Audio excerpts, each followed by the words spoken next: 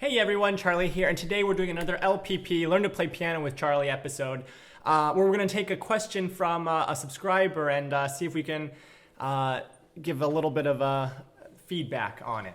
A little bit of a feedback. Yeah, that's great grammar, Charlie. All right, here we go. So this one is from Lincoln Hartlib 960. And he writes, hey Charlie, do you think you could do a video on how to put the melody into thick chords like you do with the motif at the end? Thanks for the great content. Thanks, Lincoln. I think he was referring to one of my other videos. But his question really comes down to improvising, which is something I love to do, and how to specifically put a melody into thick chords, right? So sometimes when you're improvising, you're going to want to have, I'm just going to make something up here. I don't know if this is exactly what he was talking about, but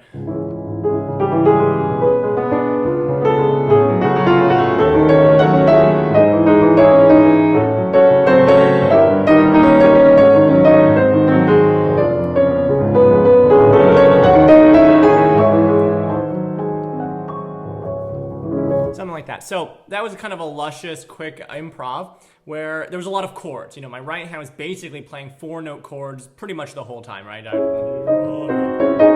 So the question is, how do you incorporate a melody like I kind of did? I had a kind of a simple melody, or whatever the notes were, but they were incorporated into chords. And that's a great question. A lot of times when people start off improvising, one of the things that they find, at least I think, one of the things that they find kind of a challenge is that they'll think melody, one note, right? So they'll play something around,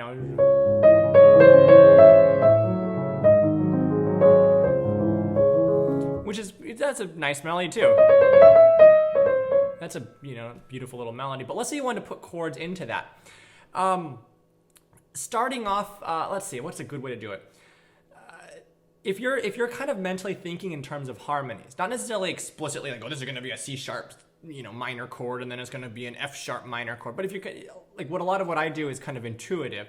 I have other videos where I talk about kind of Legos as being a kind of an analogy of how I think of improvising.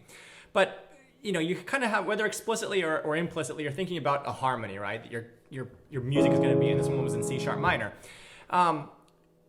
A good way to start is just to put the melody on the top and then play the rest of the chord that you're harmonizing, you're thinking in terms of harmony in your head into it. So that could be as simple as that could even be as simple as just adding one other note. So if I'm thinking it's going to be,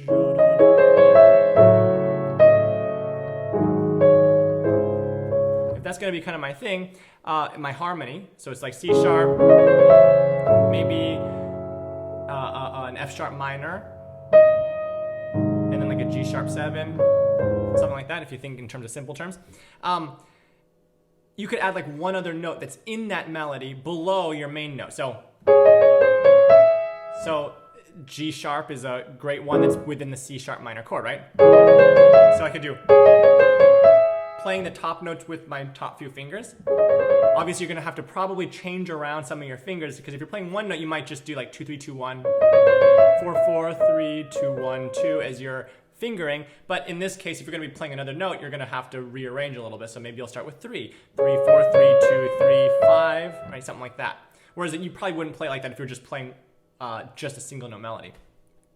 Another way, after you get used to it, and then we have the F sharp minor, maybe you'll put an A with it. G7, you could even keep the A there if you wanted to make it extra crunchy, or you could make a G sharp. So that would fit with all the chords, right? So if you play the chords alongside it, right, it kind of fits. Then you can add a second note maybe. So don't think that you have to necessarily play accompaniment chords, like the rest of the chords to fill out the chord in your right hand. Don't think that you have to do that with every single note. You don't have to go. You don't have to do that. If it's like, if there's a lot of passing notes, you can,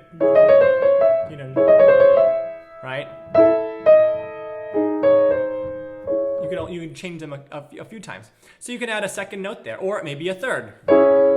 Now if you're playing a third, obviously it's going to be hard to like hold all 3 notes down while you're playing the top melody, so you can use your pedal.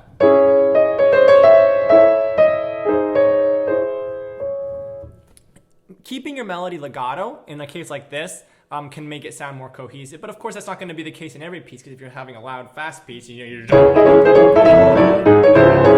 would be different. But that's kind of an idea. The other thing to keep in mind is that your accompaniment, your extra chords, don't have to all be played in the right hand. Like if your melody's in your right hand, which most of the time it probably will be, you don't have to do all of the accompaniment in your right hand. You can use your left hand. So if you're doing like a broken arpeggio or whatever, or just filling in the chord with notes with your left hand, you can occasionally throw, you know, part of a chord in there, and it'll sound like it's part of your right hand, or sound like it's together, right?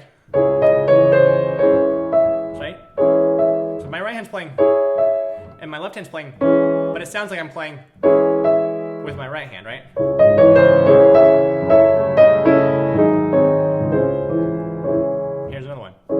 I'm playing with the left hand as well, C sharp minor chord that accompanies the right hand. So these are little tips and tricks of things you can kind of do.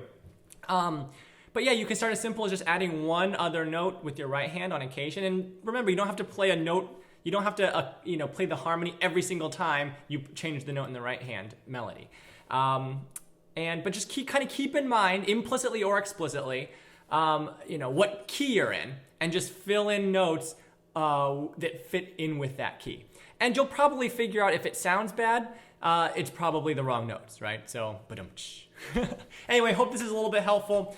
Be sure to like, favorite, subscribe, share, all that good stuff, and I'll see you guys in another video. Bye-bye.